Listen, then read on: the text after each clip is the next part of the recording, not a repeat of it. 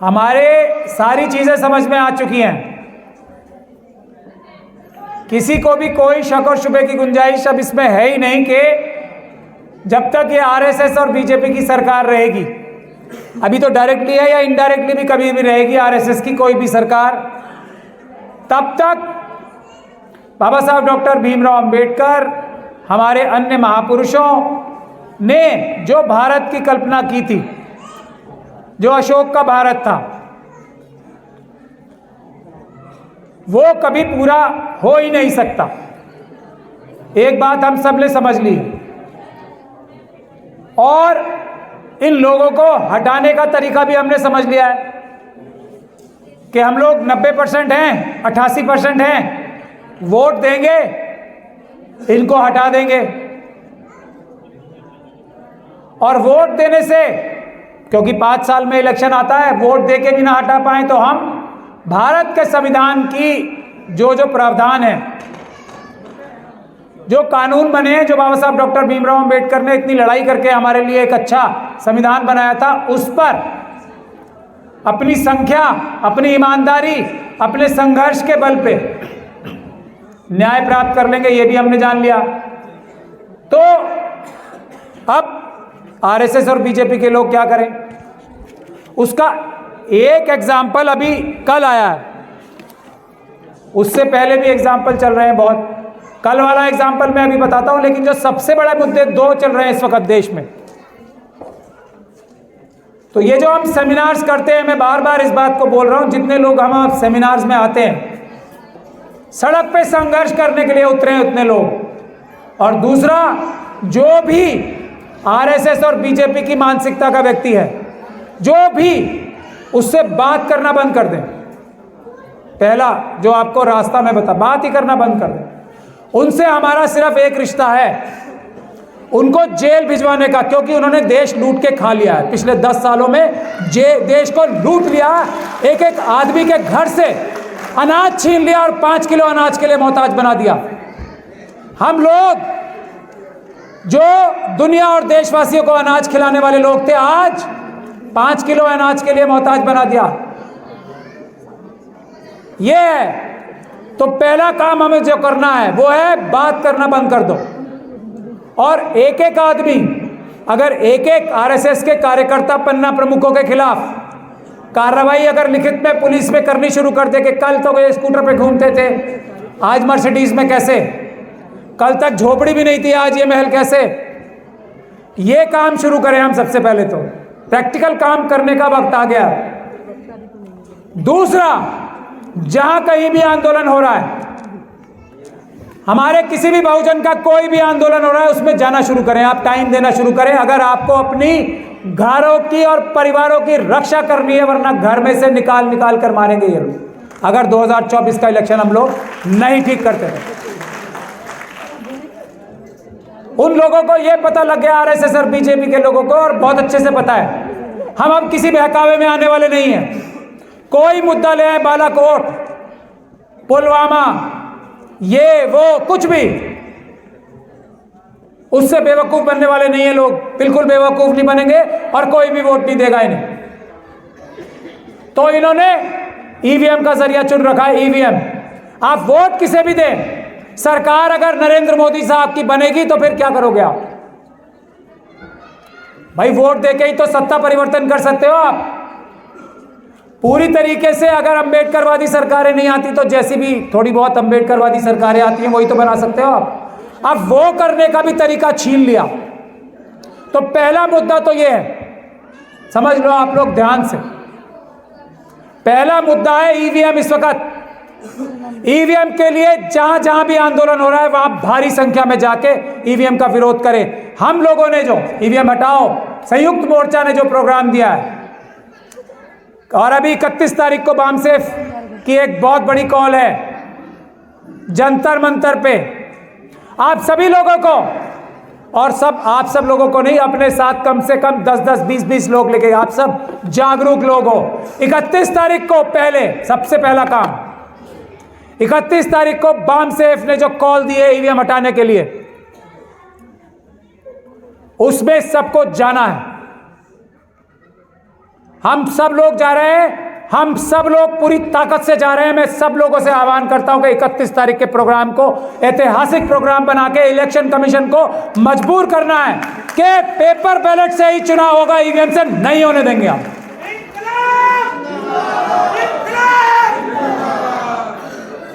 अभी हमसे पहले एक साथी बोल के गए थे, मैं ये बात आप लोगों को साफ कर देना चाहता हूं, मैं थोड़ा बहुत पढ़ा लिखा वकील माना जाता हूं, किसी बहसबाजी में पढ़ना ही नहीं। यह बुनियादी कानून है पूरी दुनिया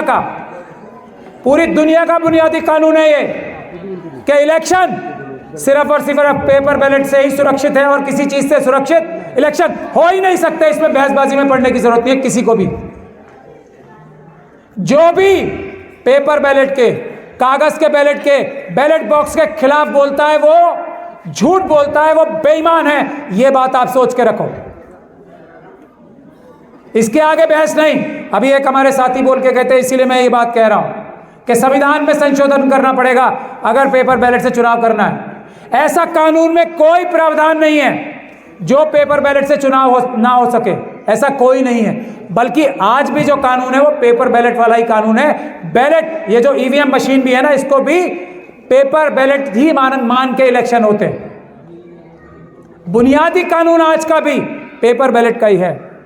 तो इसलिए मैं निवेदन कर रहा हूं, ये वकालत का जो काम है, कानून बताने का काम है, हम पे छोड़ दीजिए। हम झूठ नहीं बोलते, हम सच बोल रहे हैं। मैं इसीलिए चैलेंज कर रहा हूं बार बार लोगों को कि अगर मोदी सरकार में उनके अटॉर्नी जनरल है ना, उनके सॉलिसिटर जनरल हैं, आए बहस करें और मैं उन्हें बताता हूं कि कैसे झूठ बोल रहे हैं सब और ये कितनी बड़ी भ्रांति फैला रखी है कि कानून में बदलाव करना पड़ेगा। कोई बदलाव करने की जरूरत नहीं है, कुछ जरूरत नहीं है। पैसे कम खर्च होंगे, ये मैं कह रहा हूं, मुझे मेरी बात पे तो भरोसा है आपको। पैसे कम खर्च होंगे, टाइम कम खर्च होगा और सबसे ज्यादा सुरक्षित इलेक्शन होंगे पेपर बैलेट से। ईवीएम से चुनाव सुरक्षित हो ही नहीं सकते, पैसे ज्यादा खर्च होते हैं और धोखा ही धोखा है, टाइम भी ज्यादा लगता है। तीनों तरीके से ईवीएम से चुनाव धोखा ही धोखा है, फ्रॉड ही फ्रॉड है। इसके अलावा कुछ बात ही करने की जरूरत नहीं है। जो ईवीएम के पक्ष में बात करता है वो समझ जाओ या तो बेवकूफ बन रहा है या बेवकूफ बना रहा है। देश बचाओ,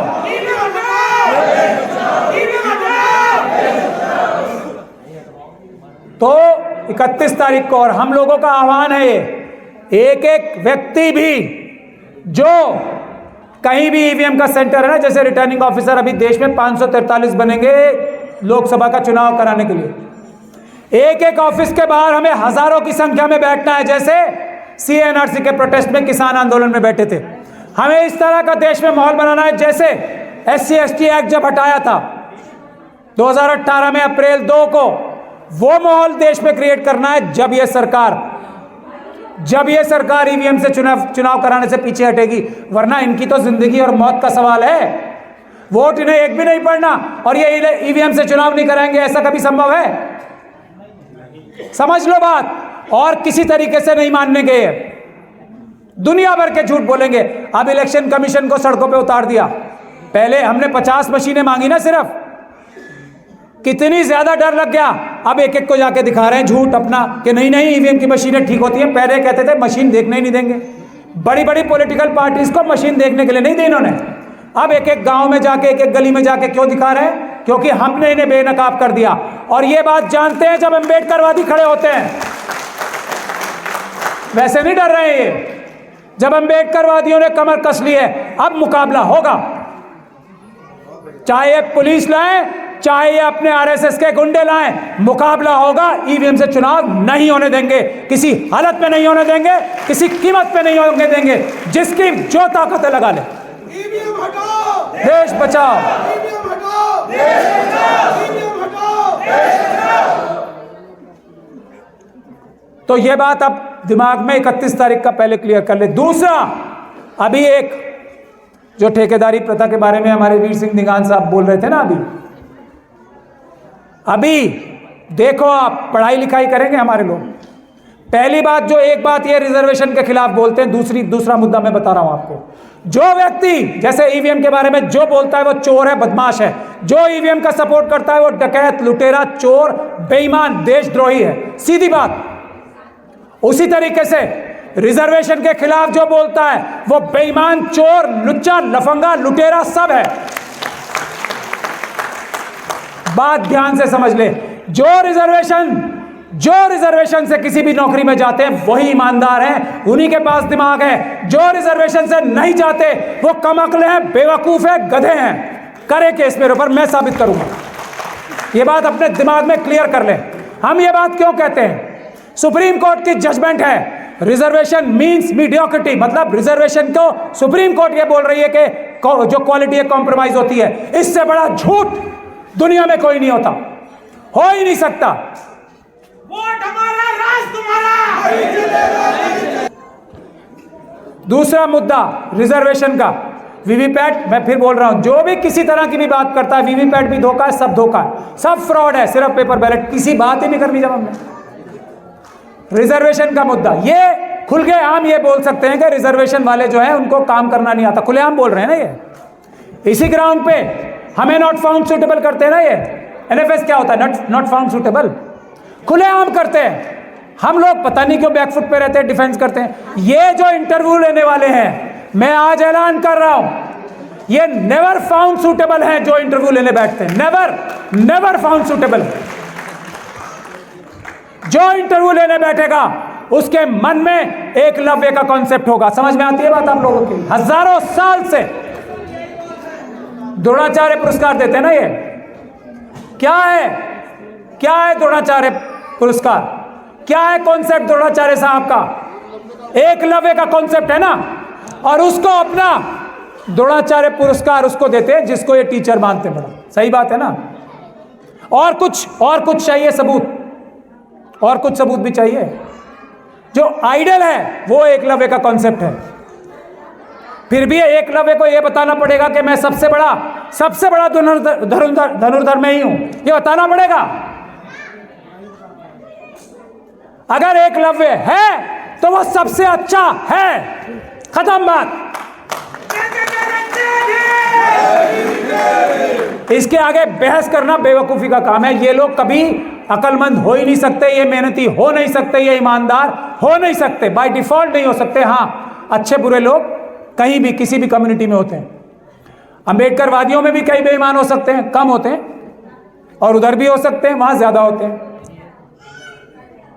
ये बात जब तक आप मान के नहीं चलोगे, जब तक कुछ नहीं होगा। तो दूसरा एक आंदोलन चल रहा है देश में, जिसके लिए अभी यूजीसी ने, हम लोगों ने पकड़ लिया ना, अंबेडकरवादियों ने तो फौरन बैकफुट पे चले गए। वरना क्या कह रहे थे कि हमारे जो पढ़ लिख के डॉक्टर रितु जैसे टीचर, रोहित वेमुला जैसे टॉपर, जो पढ़ लिख के सबसे आगे जाएंगे, एकलव्य बनेंगे, उनको क्या कहेंगे? नॉट फाउंड सूटेबल, और बाहर कर देंगे कान पकड़ के। ये यूजीसी कर रहा था। ये अपराध है, हम इसके खिलाफ एफआईआर कराने जा रहे हैं। डॉक्टर रितु से मेरी बात हो गई है, ये यूजीसी के चेयरमैन के खिलाफ हम एफआईआर कराने जा रहे हैं। ये कैसे निकाला ऑर्डर? कैसे निकाला ये ऑर्डर?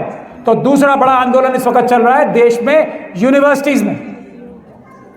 यूनिवर्सिटीज में आंदोलन खड़े होते हैं किसी भी देश के।